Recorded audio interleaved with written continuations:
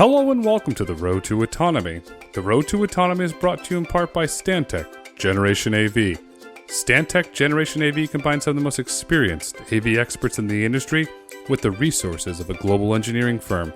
Stantec Generation AV provides education, consulting, assessment, and guidance to any industry interested in autonomous vehicles. Learn more at stantec.com. Hello and welcome to The Road to Autonomy. I'm your host, Grayson Brulte. On today's episode, we're absolutely honored to have Rich Steiner, Head of Policy and Communications, Gatik. Welcome to the podcast, Rich. So much, Grayson. Great to be here. I'm excited to have you here. I've been a fan of Gatik for a long time. Your CEO, Gaham, has been on before. Gaham, thanks for coming on, telling the great story of Gatik. But I'm really excited to have you here today because Gatik is scaling. You're scaling profitably. And you're knocking up policy wins. You're on the policy team, and I'm open this paper, open that blog, and you're locking up policy wins. Way to go, Rich. How are you doing it? I appreciate that and appreciate all of the support, Grayson. And yeah, for us, it's a busy time for all of the right reasons. That's one way that we like to say it. It's definitely accurate to say we've had a huge amount of commercial traction this year. We've announced partnerships with Pitney Bowes, with Georgia Pacific, with KBX. We have a lot of ongoing work with Walmart. We recently announced fully driverless operations with Loblaw up in Canada. So there's tons that we can dive into today, and very happy to provide the policy backdrop to all of that, some of the work which is underpinning some of these success stories. And for our listeners who don't know, KBX is a subsidiary of Koch Industries for logistics, and we've had the honor and privilege of having Chase Koch on talking about Koch Disruptive Technologies, which is an investor of yours. Let's dive into politics here, Rich. We've got the midterm elections coming right around the corner. All signs point to a shift in balance of power. Republicans could take 35 seats in the House. They could potentially flip the Senate. With that context in mind, we've got the fear index up too. How is Gatik going to approach their policy positions? Yeah, it's a great question. So at the federal level, I mean, look, regardless of whether Republicans win a majority in the House or not, our priorities, Gatik's priorities at the federal level will remain the same. There's a huge amount of work to be done at the federal level to continue promoting our agenda and that of the broader AV trucking industry and the benefits that we can provide from an economic, safety, and societal perspective.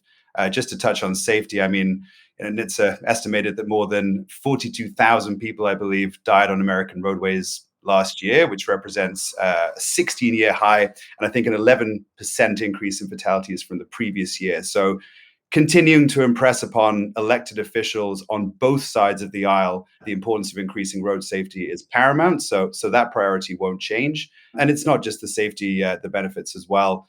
Like I said, societal and economic. And I think these are narratives that need to be well understood and well led by both sides of the aisle. So for us, these are bipartisan issues that Gatik will continuing to work with leadership on in the months and years to come.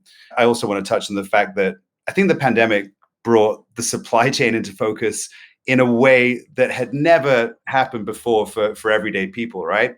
And policymakers, from our experience, certainly are not ignoring the benefits that autonomous vehicles are bringing to impact people's daily lives. And this narrative is going to continue as well. So again, for us, in terms of policy priorities at the federal level, it's continuing to ensure that decision makers understand the benefits that our solution can bring and that of the broader industry, to make sure that we are continuing to push the yardstick from a policymaking perspective to ensure that there's a favorable landscape for innovation.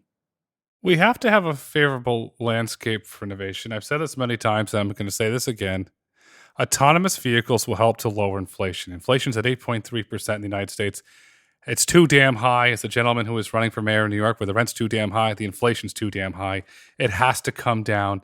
Autonomous vehicles are a way to do that. How do we get legislators on both sides of the aisle to realize the benefits of autonomous vehicles? Now, I want to quote Secretary Buttigieg here when you mentioned the 42,000 deaths. He did an interview yesterday, called it a carnage. It is a carnage. It's sad. We have to stop it. So autonomous vehicles will help reduce roadway deaths. They'll help lower inflation.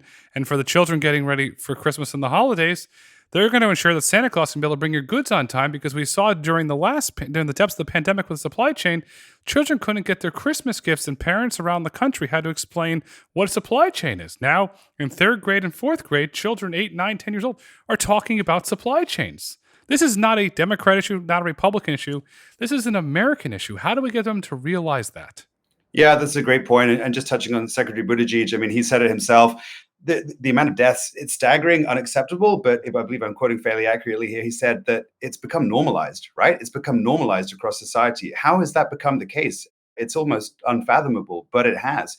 And the safety benefits of autonomous vehicles have such an opportunity here to impact that. So I really want to call that out. Second, just to speak to the fact that it has become, the supply chain issues have become brought into light and in every person's issue in day-to-day life. I think that is something that really has resonated well with policymakers through the discussions that we've had in developing and advancing legislation and regulations successfully across now a number of states. What we're talking about is tangible benefits. I'm going to take a step back and just talk about Gatik and our use case here. So we never set about testing for testing's sake. We were founded in 2017, and the philosophy, the ideology, the thesis of the company has always been, how can we solve real world problems? How can we solve real pain points for our customers? And this has resonated not only with policymakers, but of course with our commercial interests as well, with our customers. We knew that the middle mile, moving goods on short haul B2B routes, transporting goods from point to point, between micro fulfillment centers, smaller distribution centers, retail locations, or other local convenient pickup points, was where we could add the most value. So with that in mind, we set about solving for that challenge. The more that you can constrain the challenge of autonomy, the more quickly you can safely bring a product to market, which is what we set about doing. And that narrative, that story, to bring it back to the policy piece, has really resonated with policymakers. So when we introduce the idea of new legislation and discuss bringing our trucks and our solution to a new market or to a new state, it's that story around the supply chain, the impacts that we can have, the jobs that we can create, the safety benefits that we can bring, which has really hit home. It's hit home, and the message has stayed consistent from day one. There was many years ago, I'm not going to put a date on it because I don't remember. I sat down with Gaham in a coffee shop in Palo Alto before the office was opened. And the gentleman was spot on. He said, there's no demos. I'm building a business. And I'll never forget when he said to me, no demos. I'm building a business. And he's been lightning focused on building a business and done a really good job of it. You're still in the first inning of a 9-inning baseball game of where you're going, but Gatik is building a business. On the policy front, you're expanding into other states. You're in Arkansas, Kansas, Louisiana, and Texas. And I want to highlight Kansas here for a moment. Rich, you personally worked on SB 313, which was signed by Governor Kelly of Kansas on May 13, 2022. The beauty about that bill, it allowed autonomous vehicles to operate on public roads in the state. What was the process like of shepherding the bill through and having the governor sign an important piece of legislation? Yeah, you're absolutely right. And this was something we are incredibly proud of, our work in Kansas and being able to bring our solution to the state. So we worked very closely with key stakeholders right across the board, including Kansas Department of Transportation, Governor's Office, senior leadership in the House and Senate, Kansas Sheriff's Association, safety advocates, right the way across the board. We delved very deep in these conversations over a significant period of time. And I also want to call out that we did this in very close partnership with our customer, Walmart. We've developed really quite a powerful policy partnership with Walmart. So this was done hand in glove with our customer in order to be able to bring our solution to the States. So it was something that we were very proud of. And to return to a couple of the points I'd made earlier, this didn't happen overnight, right? These were some really in-depth conversations around what the benefits of Gatik's autonomous solution are and what they mean to Kansans. How can we realize the benefits of autonomous delivery for folks in Kansas? So for us, it was all about building upon the track record that we had in other markets, other states, and our work with our customer Walmart and others, and really highlighting those benefits, I think, to legislators and to policymakers and to everybody involved in safety decision making within the state, because that was a huge topic of discussion. So we were thrilled with the result in May. Staying on the theme, I want to read a quote that you share with Reuters after the bill was signed. In the quote from Reuters, you say the following: "It was really important for us as we look to scale nationally that the states that have been silent on autonomous vehicles are being brought into line with more progressive states." How did you build the trust with the legislators? You mentioned law enforcement there. That's a critical piece of this. But overall, how did you build the trust with the entire community to allow this bill to become a reality so Kansas can benefit from the safety and positive benefits that autonomous vehicles will bring to the state? Yeah, it's a great question. Like I said, we engaged all manner of key stakeholders in these discussions and really highlighting some of the critical gaps that Gatik was looking to address. The truck driver shortages, just as pronounced in Kansas as they are in other jurisdictions. The fact that consumers want to have access to near real-time goods. So gone are the days of folks wanting to wait for 2, 3, 4, 5 days for their goods to arrive. They want them within a 1 to 2 hour convenient pickup window at a local convenient pickup point. So we're able to offer that. So these messages really resonated beyond the safety discussions, the real tangible, real world benefits of what our solution could offer. Also, the fact that we're able to create a significant number of economic opportunities for the state and really bring innovative solution to Kansas that hadn't been seen before. So a real privilege to be able to do that. Well, let's put it this way. Your solution can lower the cost of goods. You can lower the cost of toilet paper, the cost of Bounty, or every household goods, or tied detergent for that matter, because it's running on an autonomous vehicle. So you rack up a success in Kansas. You're operating driver out in partnership with Walmart in Arkansas. You're operating driver out in partnership with Walmart in Louisiana. And you're also with Pitney Bowes in Texas. You're rocking and rolling. So you're going state by state in a policy approach.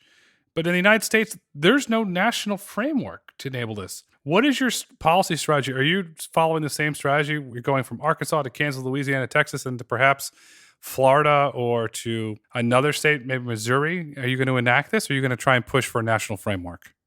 Yeah, that's a great question. So, I mean, for us, just to speak a little bit to our strategy, the approach that we take to achieve the success that we have on the policy front. So we work very closely in terms of direct engagement with policymakers at the state level. We also, as I've mentioned, work closely with our customers' policy teams, Walmart, case in point. We also, as a third pillar to our success, we're members of the Autonomous Vehicle Industry Association, so work as a collective as well to achieve state successes. So it's a powerful three-pronged approach that we take to move the yardstick from a policy perspective as we move across those states that have heretofore been silent on autonomous vehicle policy, or perhaps need to advance some of the thinking around autonomous vehicle policy in said states. So today, we've got 25 states in which we can operate fully driverless and move freight for a fee. So these are key policy pillars that we look for when deploying our solution. So that's half the country. So we're in an incredible position to scale our solution. That being said, of course, there is work to do. So you talked about national policy and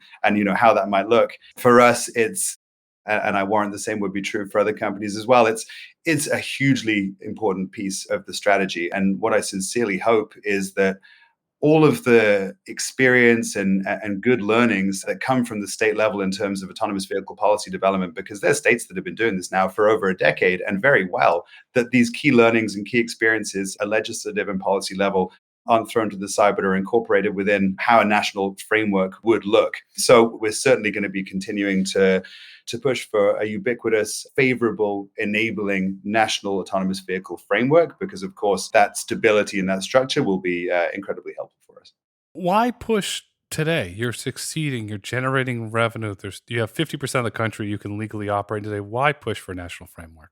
Yeah, it's a good question. And I'd say, first of all, we will certainly be continuing to work at the state level because we've been incredibly successful there. And I'm quite confident that we will continue to be. But to answer your question directly, I mean, we know that the development of legislation and accompanying regulations at the national level lead to stability. It provides clarity to stakeholders, including the general public, including the states themselves, including investors, including manufacturers. So that level of clarity and stability, I would say, will undoubtedly promote additional growth in our sector, additional growth in our space, and ultimately will help to ensure that, of course, the US remains ahead, leading at the forefront of the autonomous vehicle race.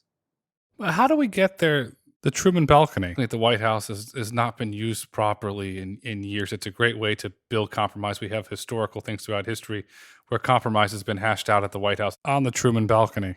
How do we get both sides of the aisle to come together and put their grievances aside and the fringes on both sides to say, America needs to do this? And I'm going to give you an example. You could say there's a really fascinating book that came out on the chip war. There's a lot of geopolitical issues around the chips and the foundries. We're seeing what's happening with China and Taiwan. Intel's trying to build the foundry in Ohio. We have foundries going online in Arizona. And there's a big presence there to bring this home. But yet it's not bipartisan. How do we get a bipartisan approach to say we need this technology? America has to lead on all things autonomous vehicles because one, it's good for society. And two, I'm going to use the old saying, it's the economy, stupid. Autonomous vehicles are good for the economy. And they are, and that's a great segue, I think, probably into one of the points I'd like to respond to that with, which is the commercial interest, right? The commercial interest now in autonomous vehicles are huge. You touched upon our customer base and how we're rocking and rolling there, and we truly are. It's been an incredible few years of momentum for Gatik, and there's plenty more to come. From a policy perspective, I'd mentioned our powerful partnership with Walmart there. I want to touch on the fact that Kansas was one example of that. We also work closely with Walmart to advance legislation in Oklahoma, and prior to that in Arkansas as well. So speaking more broadly to the commercial partnerships involved in autonomous technology and autonomous vehicle deployment, those commercial interests are now so relevant and so prominent, I think, in the public eye. And coming back to my previous remarks about how tangible benefits impact the end consumer, we're really starting to see the space transition to a time when we can sort of truly say this is the era of autonomous vehicles. So that narrative is becoming much more prominent. And I think that narrative is going to help to bring together both sides of the aisle as we do look towards the establishment of a national framework. That all being said, I'll be the first to say, recognize there is some way to go there. And with that being said, we will continue to work directly with our state partners, of course, to ensure that, those 25 states that enable fully driverless deployment and allow Gatik to do the good work that we do becomes 30, 35, and so on from there. Is the goal eventually for Gatik to operate in all 50 states? So the short answer to that is yes. Yes. And I'll say it again, yes. When we talk about scaling, we really mean nationally. I'll give you some examples of how we've really started to think about that. There are good reasons why, a lot of folks are operating in the Sun Belt, us included. Regulations are favorable, weather is favorable, roads are wide, there are suitable operating environments for autonomous vehicles. That being said, if you truly want to consider yourself a company with national scaling designs, you've got to be able to operate in some environments which are somewhat more challenging.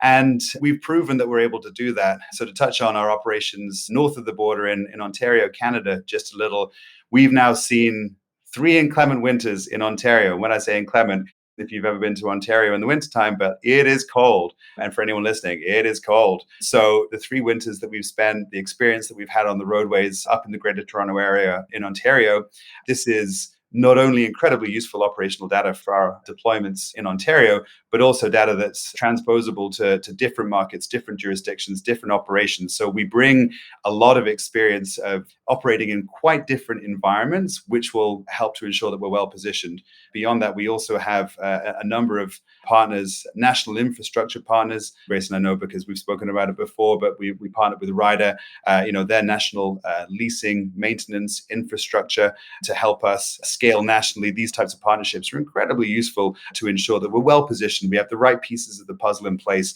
as we continue to move across states. So coming back to your question, do we plan to be in 50 states? Hell yeah. You got a great partner in Ryder. Mike Polensky is a listener. Shout out to Mike. I know Mike's a big fan of yours. I'm a big fan of yours as well. Why was Canada chosen as the first international market? Was it because of the weather? It snows, it gets cold, you get the wind, you get black ice, you get all sorts of inclement weather that you don't get in some of the states, especially in the Sun Belt there. Is that why Canada was chosen, or was it a more strategic staying on, I'll call it the big box strategy of Gatik? You've got Walmart and you got Loblaw, which is the largest grocery retailer in Canada. Is that where Gatik's going to go, where the world's largest retailers go? Hey, we only work with the biggest and the best, right? On a serious note, we're very proud of all of our commercial partnerships, and the customers that we have, they really share our vision, for our long-term vision for what the future of autonomy looks like. And Canada and our partnership with Loblaw is certainly no different. I'll take a step back and just talk about Canada a bit to your question though first. So, why did we choose Canada as the first country internationally to expand to? Very, very fertile tech ecosystem in Ontario, Canada. Fantastic engineering talent at world-class institutions, including University of Toronto, where I went to school, also University of Waterloo as well, University of Guelph. So there's amazing talent pool to pull from. And I think it's probably fair to say slightly less competition in some respects, perhaps, than the pool of applicants to pick from, in California, in the Valley, certainly. So for us, it's an additional string to our bow in terms of being able to reach into that depth of talent that Canada has to offer. I'd also say that the partnerships that we have with the Ontario government are incredibly strong. So we work very, very closely with the Ministry of Transportation of Ontario in everything that we do.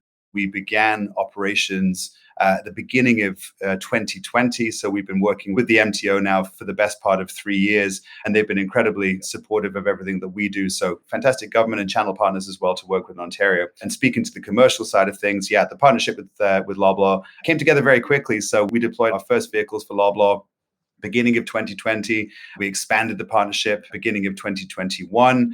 And as you may have caught it in the press a couple of weeks back, we announced a national first for Canada, historic first, the first fully driverless operations in the country with our customer Loblaw. That's a very big move, the first truly driverless. What was the reaction from the Ontario government? Was there a sense of a proud Canadian, this was a big moment for the country, or from the Trudeau government? Was there a positive response from the government? Absolutely. And so to take a step back there, we worked very closely with the MTO, of course, to obtain the required approvals to operate fully driverless. So that was a process that we worked with intimately with the MTO to put us in that position. And I would certainly say, there's a big element of pride for the MTO and for the province of Ontario that Gatik is doing this first in the province of Ontario in Canada, and doing it with the nation's biggest retailer in Loblaw, right? So again, coming back to how does my work in the policy sphere at Gatik, how does this help to underpin and help to add to the success of what we're doing as a company? Working closely and developing strong relationships with government and obtaining these required approvals to operate and do it first puts us in a position to succeed with our customers. So for us, we're absolutely thrilled. It's a new era in Ontario. And we're very, very pleased to be doing it so closely with the government of Ontario. If and when you expand to British Columbia, let's say you're going to operate in Vancouver, very populous part of Canada, will you have to go through the same policy procedures, or is this a national framework in Canada? Can you shed some light on that from a policy perspective, please? Absolutely happy to. So it's definitely fair to say that Ontario is further ahead than other provinces and territories in Canada when it comes to autonomous vehicle policy and the accompanying regulatory frameworks. So there's definitely movement that needs to happen, let's put it like that, across the country, across other provinces. And we're certainly looking forward to having those types of conversations in additional provinces in Canada. And what we'd hope, of course, is that, our experience in Ontario and the experience of the province itself and in setting up the regulations, this is a success story that other provinces can look to, right? So, we're certainly looking forward to advancing those discussions. It's a success story. It shows you what happens when the private sector can work together with the government. Good things happen. Back down in the States, we have California. You have to go through the reporting requirements of the DMV, and autonomous vehicle companies are pulling out. Big corporations are pulling out. I read a report in Barron's over the weekend. Is Visa or Wells Fargo next to move to Texas? When does California, from a policy standpoint, start to welcome autonomous vehicles in a manner that's progressive, following the state's roots of progressivism, but that's benefiting all Californians? We're seeing what's happening with success you've had in Ontario, Canada. We're seeing success in Texas, in Kansas, Louisiana, Arkansas. You're having successes everywhere. You're creating jobs there, but you're not creating jobs in California because the policy there. And it's the same for all the AV companies. When is that going to change? Yeah, it's a great question. Well, we're certainly very proud to have our HQ in Mountain View, California, and have a significant presence in the state. But from a commercial deployment perspective, of course, you're right. There's work to do from a policy perspective in California. We know that. So in terms of a timeline, I can't speak for policymakers in the state, but certainly it's fair to say that Gatik and many of my counterparts in companies in our space are working to help ensure that we are pushing the envelope in the right way, in the appropriate way, and helping to ensure that the decision makers involved in this in California are well aware of the benefits that can be brought to California by expanding those regulations to allow for larger vehicle sizes to operate. And it's very necessary work. It's work that we're undertaking currently, and we will continue to push and make sure that yardstick is moved. We want to move the yardstick. I'm a proud signer of the California Alliance for Freight Innovation. It has to happen. The state has to move up. We saw what happened at the Port of Long Beach, San Pedro, and LA. It backed up during the pandemic. If companies such as Gatik and your peers in autonomous trucking that have operated in the port could have cleaned it out through technology innovation. And for the listeners at the port, yes, the technology would create jobs, and you wouldn't have the backlog and the political pressure that you had from the national spotlight. That aside, a big part of autonomy is partnerships. Gatik's nailed the partnerships. You talk a lot about your Walmart partnership with policy. I look at what you've done with Lovelow and Walmart, and I'm going to call it the big box strategy. How is this strategy hatched to work with the world's largest retailers? So I'd probably come back to a point which I raised earlier, which is focusing on critical industry pain points, the biggest pain points that national retailers, e-commerce companies, distributors feel through excessively detailed conversations that we had with our customer network. Back 5 years ago, the middle mile, moving goods between short haul, fixed point B2B locations was where we knew our potential customer base was struggling the most, was experiencing the greatest reduction in margins, right? So we wanted to plug in where we could offer real value from a business perspective. And tied into that, of course, is what we knew that we could achieve from a near-term technology solution perspective as well. So these are really the underpinning facets of our strategy, solving a real-world problem today for our customers with a near-term technology solution that we can provide today. And this is, the technology solution. This is how we've been able to achieve fully driverless more safely and quickly than perhaps some other applications of the technology. But coming back to the question around, bringing customers on board, we've seen a complete shift in the consumer landscape. So I mentioned before, gone are the days of folks wanting to wait, 3, 4, 5 days for goods. They want them almost immediately.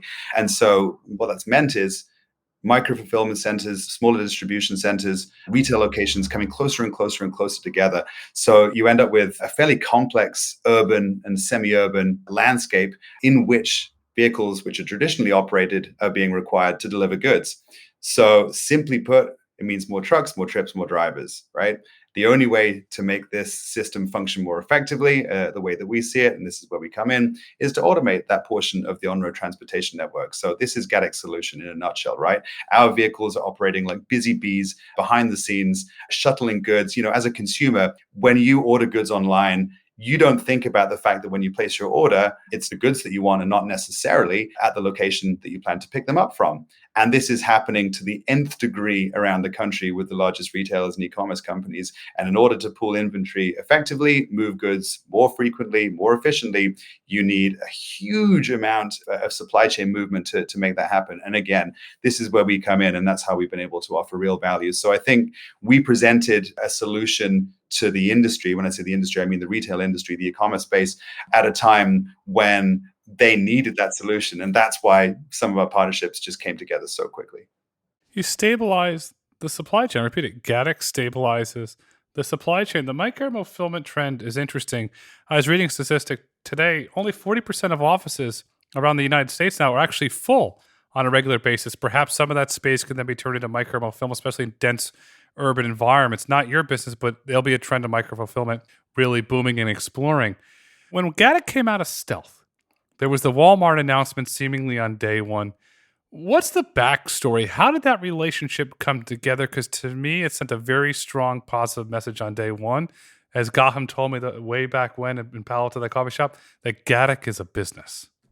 Yeah, and you're absolutely right. It did come together. It came together incredibly quickly. And I think, to my previous point, it was at a time when Walmart was looking for a solution to augment its hub and spoke supply chain network, right? So these hubs and these spokes are increasingly complicated, increasingly closer and closer to urban centers. So Gatik's capacity and ability to operate within complex urban and semi-urban operating environments from a technology perspective, we were able to bring that to the fold at exactly the right time for when Walmart and our other customers are looking to say, hey, okay, we need to make some changes here. So it was the perfect fit, perfect storm of timing and solution offering from our perspective, I think, which made things happen very, very quickly. And of course, led to expansion from Arkansas to Louisiana and then beyond. So yeah, it's a partnership certainly we're very, very proud of. And, looking at that hub and spoke network and what we're able to offer up, we've really iterated as a company on that theme. I'll draw upon a couple of other commercial examples. So with Georgia Pacific and KBX, for example, what we were able to do in the Dallas market,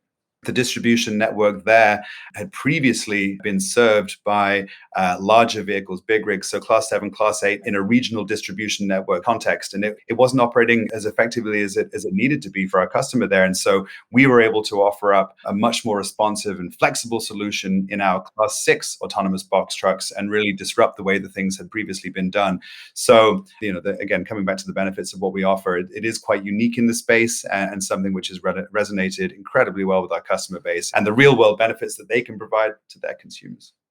There's environmental benefits from a CO2 perspective. You're operating a smaller vehicle and you're operating on more efficient routes with less idling time. So that's a big benefit there. In Arkansas, You're fully autonomous with Walmart. What type of operations are those vehicles running on a daily basis? Is it from the micro fulfillment center to a superstore? How does that work? Yeah, so I'll talk you through our operations in Arkansas. We're moving goods fully driverless, so driver out on a 7 mile route, 7.1 in fact to be precise, between a dark store. So this is a location that consumers don't have access to, but where inventory is pooled, and a retail location, so a location at which consumers can actually access the goods that they had ordered. And to sort of talk you through, exactly how this looks on the ground, right? So the Gatik vehicle will arrive at the pickup location, which is the dark store. A Walmart associate will enter a unique identification code on the outside of the truck to access the cargo bay, place the goods in the truck. The truck will then drive autonomously to its drop-off location, which is the retail store. Again, at that point, another associate will enter a unique identification code to access the cargo bay, pull out the goods, and then it's rinse, wash, and repeat. Our truck will continue on its way on the second run of the day and on from there. So it's a seamless, integrated, efficient solution, which is we validated the technology and the economics within this use case, right? And I think Walmart has really seen the value to moving goods between fixed locations with our solutions. So yeah, it's been incredible to see it in action, and of course see the evolution from when we began our commercial deployment in 2019 to present day. So yeah, it's exciting stuff for us. Are those vehicles operating driver out on a regular, consistent basis? That's right. Yep. So 7 days a week, 12 hours a day, we're moving goods. And it's for us, that is part of the benefits that we offer our customers, increased vehicle uptime, right? So our trucks don't get tired, they don't get distracted. And we're actually operating, up to 22 hours a day in some jurisdictions. So the vehicle uptime is incredible. And yeah, it's amazing to see these advantages actually come to life with our customer deployments. Gatik's autonomous vehicles, like all autonomous vehicles, do not get fatigued. You do not have to worry, need a coffee break, need a nap break. You don't have to worry about that because their job is to go from point A to point B safely and efficiently as possible. As Gatik moves to fully autonomous operations, are there policy headwinds that the company has to break through in order to enable this to happen? Yeah, that's a great question. I perhaps, and this is maybe going to sound like a politician's answer, and perhaps it is in some respects, but I wouldn't say so much headwinds, but I would say that quite rightly, we will be increasingly under the microscope, right, at the state and national level, because of the fact. So we, not only are we operating fully driverless in Arkansas, just expanded that fully driverless solution to Ontario, Canada, and of course we'll be ramping up to fully driverless in additional states, as you mentioned. So we will have increasing scrutiny, and we welcome that. Right. So if for us, rather than a headwind, we'd see that as a positive. We welcome these conversations. We want to have them. We want to have these discussions with policymakers at the national and state level to talk about exactly what it is that we are doing to respond to questions about our safety framework and approach to commercialization of our solutions. So rather than a headwind, I think increased scrutiny, but it's something that we welcome. I'll also just touch on the fact that from a policy perspective, we actually sit in a slightly different position to others in the space. And what I mean by that is because we operate class 3 to class 6 vehicles, so vehicles weighing up to 26,000 pounds GVWR, we are not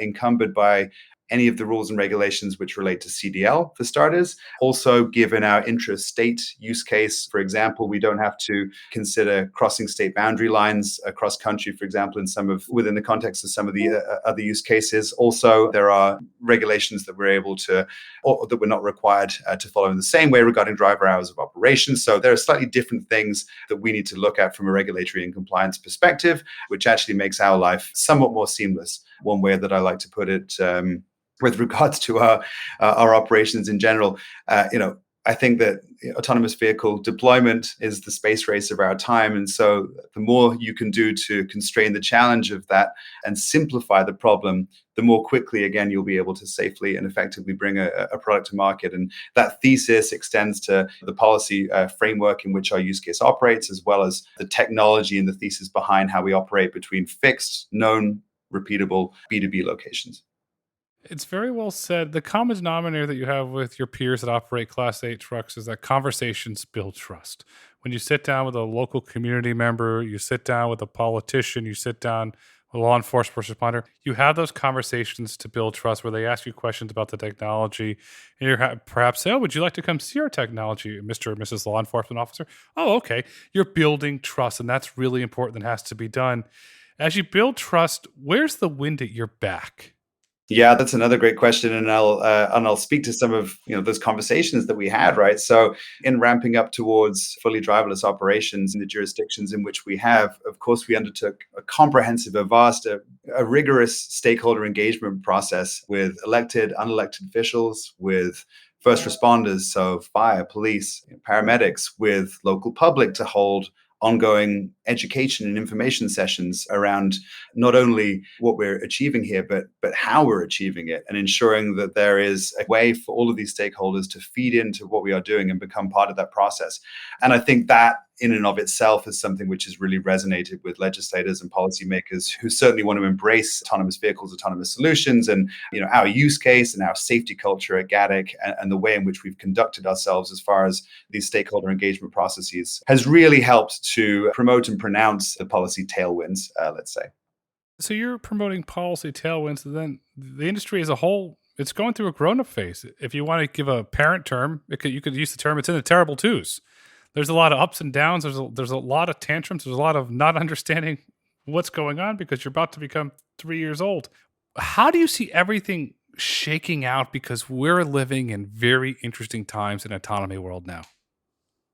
Yeah, that's another great question. As a proud father of two, a 4-year-old and a 6-year-old, who fortunately have not been screaming throughout the duration of this podcast, for which I'm incredibly grateful. As with any good growth phase, right? There's going to be some kicking and screaming, as all invested parties and stakeholders gather around the various tables around which we must gather to achieve success. I think that's natural and par for the course. But for us, we're focused on our trajectory, our scaling and growth today. We validated the use case, the technology, the economics with multiple partners, and I'm quite sure that those adjacent to us in the space who can make similar claims will be looking to do likewise in the coming years. It's an interesting time for our space for sure. There's a lot more for all of us to achieve, but yeah, we feel as though for us, given how we've positioned ourselves over the past 5.5 years, for us it's an execution play, and we're super excited about the future. Because Gatik's operating a business, more of the AV companies need to look at this as a business, not a science project. Autonomy is a business. And Rich, in your opinion, what is the future of autonomy? So, I mean, you don't have to look that far back into the past to remember a time when consumers were happy to wait 1 to even 3 weeks for a delivery slot, whatever that was, whatever they were ordering. 3 weeks. Even as I say this, I'm kind of incredulous myself that was even a reality, but it was. And I'm dating myself in remembering that. But there you go. That's not the case anymore. People want goods, within that 1 to 2 hour delivery pickup window that I mentioned before. And those expectations, like we can't just sit on those laurels. Those expectations are going to increase as well from consumers. Of course, we're all demanding. So it's going to be, when we say near real time, it's going to become real time. And so what does the future of autonomy look like? The network of Gatik's autonomous trucks operating like busy bees that I mentioned before, that is something you're going to start to see scale and scale and scale and truly grow nationally across the country and help to deliver upon those consumer expectations. So that's what we anticipate, and that's what we are making sure we're ready to address. You're getting ready to address that. I'm going to date myself as well. I remember the mail-in catalogs. I got a fishing toy. You go there, you have your parents or your grandparents mail in a check, and you wait weeks and hope it shows up, and it's not broken. Stuff used to arrive broken. Then that's gone away. We're what I'm calling the now economy. I order a lot of books on Amazon. I'll be here tomorrow. I don't want tomorrow. I want to read the book today. I want it now. And that's why you're going to see this push to faster and faster delivery. A 1 hour delivery, perhaps in some major metropolitans, it will go to half-hour delivery. And it's a classic case of Domino's repeating itself. I'll never forget it. 20 minutes or less, your pizza delivery. We're going back to the now economy again. Gatik is going to play an extremely critical role in the backbone of the now economy. And Rich, as we look to wrap up this insightful conversation, what would you like our listeners to take away with them today?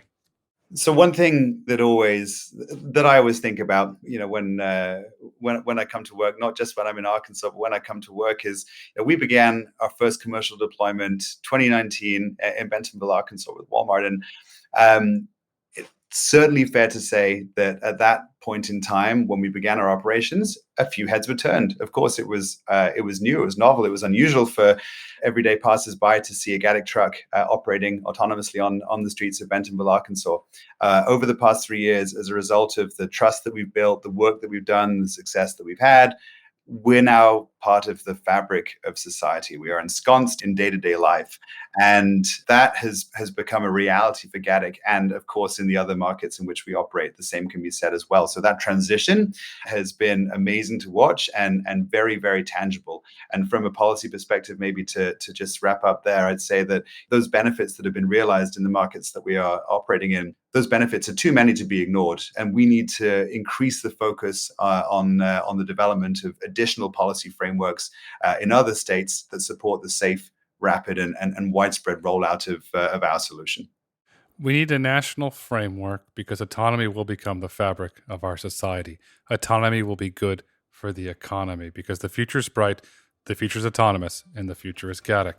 Rich, thank you so much for coming on the Road to Autonomy today. Thanks so much for having me. It's been a pleasure.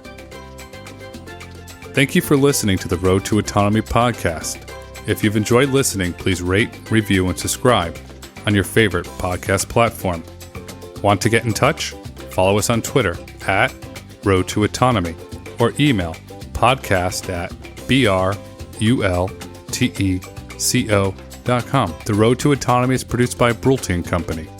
The views and opinions expressed on the Road to Autonomy podcast do not necessarily reflect the views and opinions of Brulte & Company. The content discussed in this podcast is for informational purposes only and should not be taken as legal, tax, investment, or business advice.